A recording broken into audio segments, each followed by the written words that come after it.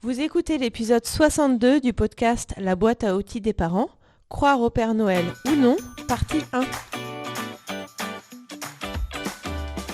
Bonjour, je m'appelle Juliette Cerceau et je suis ravie de vous accueillir sur la boîte à outils des parents. Je suis coach parental et coach de vie certifié. La boîte à outils des parents, c'est le podcast dédié aux parents d'enfants de la naissance à l'adolescence. Chaque mardi, je vous donne des outils concrets, applicables facilement et immédiatement pour vivre une parentalité plus épanouie.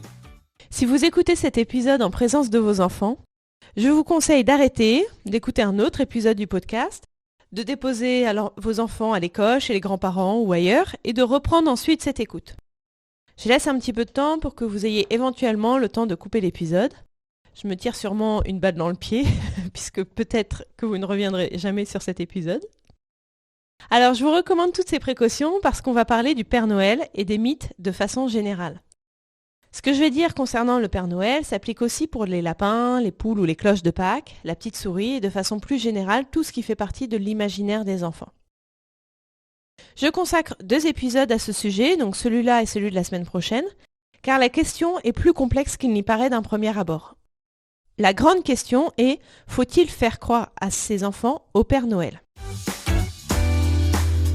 Je pense qu'il y a une dimension religieuse à fêter Noël ou non, mais je pense qu'il n'y a pas que ça. Personnellement, je suis athée et ma famille est de tradition catholique. Chez moi, c'est plutôt naturel de fêter Noël, mais pas la fête religieuse. Plutôt le Père Noël avec toute la magie qui l'accompagne et sa hotte remplie de cadeaux. J'ai interrogé autour de moi des personnes croyantes de diverses confessions, et j'en profite pour les remercier. Toutes trouvent qu'il n'est pas incompatible avec leur foi de faire croire au Père Noël à leurs enfants et de fêter Noël. J'ai aussi interrogé des personnes athées qui ne font pas croire au Père Noël à leurs enfants, mais qui fêtent quand même Noël. Comme quoi, la dimension religieuse n'est pas si déterminante que ça. À titre personnel, je ne me suis pas vraiment posé la question de faire croire au Père Noël ou non à mes enfants. J'y ai cru, étant petite, je l'ai bien vécu et je l'ai reproduit. J'ai fait le classique, j'ai été élevée comme ça, alors je reproduis sans me poser de questions, sans avoir conscience de tout ce que je vais vous dire après. Depuis, j'ai réfléchi sur le sujet, j'ai interrogé d'autres parents, je me suis renseignée auprès de psychologues et psychanalystes et je vous livre une synthèse de ma réflexion à ce sujet. Le Père Noël, est-ce un mensonge ? Comme toujours dans la boîte à outils des parents et peut-être dans la vie, il n'y a pas de vérité générale. Pour certains parents, oui, c'est un mensonge qui entame la confiance que leurs enfants leur font. Le Père Noël n'existe pas, ce sont les parents qui font les cadeaux et leur faire croire autre chose, c'est abuser de leur naïveté, de leur crédulité. D'ailleurs, on apprend aux enfants à ne pas mentir et ça peut nous exaspérer quand ils le font. C'est d'ailleurs ce que j'explique dans l'épisode 20 consacré aux mensonges. Par contre, je dois quand même vous mentionner que c'est un mensonge gentil, bienveillant, pour susciter le rêve et l'imaginaire des enfants. C'est pas comme s'il s'agissait d'un secret de famille énorme et déterminant pour l'enfant qui serait en plus entouré d'une épaisse chape de plomb. Il ne s'agit pas de ça. Pour d'autres parents, c'est rajouter de la magie à la fête familiale et peut-être religieuse de Noël. Les enfants, avant l'âge de raison qui se situe entre 6 et 10 ans, confondent le réel et l'imaginaire.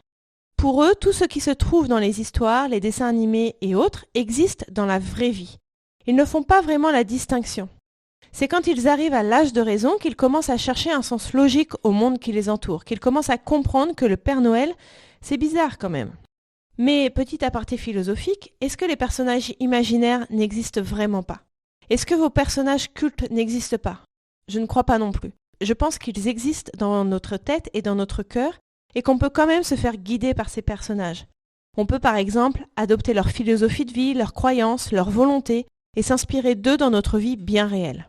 Je referme la parenthèse. Quand les enfants atteignent l'âge de raison, ils demandent à leurs parents « Est-ce que le Père Noël existe pour de vrai ?» C'est la question fatidique.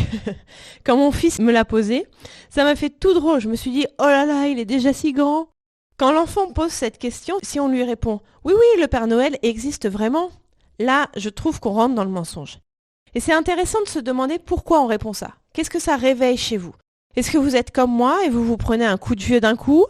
Est-ce que vous n'acceptez pas que votre enfant arrête de croire au Père Noël parce que ça vous faisait redevenir enfant à votre tour ? Et votre enfance était quelque chose de plaisant que peut-être vous regrettez ? Ou peut-être que votre enfance n'était pas de bons moments de façon générale et que le moment de Noël vous apportait un grand réconfort, donc vous vous y accrochez. Peu importe votre raison, je pense que quand votre enfant vous pose la question, Il faut lui dire la vérité et de façon légère. C'est ce que je vous expliquerai dans le prochain épisode. Ne le ratez pas et pour être notifié des nouveaux épisodes chaque semaine, je vous recommande de vous inscrire à la newsletter du podcast.